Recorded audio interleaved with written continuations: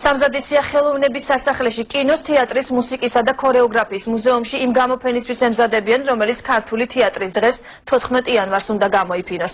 ქართულ დამთვალიერებელს საშუალება ექნება გაეცნოს მასალებს პირველი ქართული დადგმის შესახებ.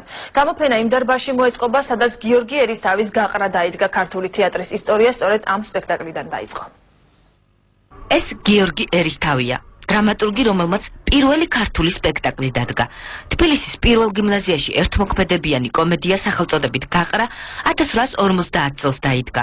14 იანვარს ამავე დარბაზში ხელოვნების სასახლეში დაცული იმ ექსპოზიციის გამოფენა მოეწყობა, რომელიც დამთვალიერებელს გაყრის დადგმის ისტორიას გააცნობს. ეს არის მასალა, რომლის მიხედვითაც მთლიანად შეგიძლიათ აღადგინოთ გაყრის ისტორია, პიესის დაწერის დღიდან ბოლო დღემდე, როდესაც დაიდგა გაყრა. ხელოვნების სასახლეში დაცულ მასალებში ინახება პირველი სპექტაკლის აფიშა, სცენარი და ესკიზები.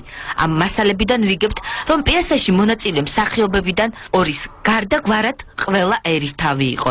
წარმოდგენაში, რომელიც მაყურებელს ქონების გამო მოდავე აზნაურებზე უამბობდა, თავად გიორგი ერისთავიც მონაწილეობდა. გიორგი ერისთავის დაბადების 200 წლის იუბილე 14 იანვარს აღინიშნება.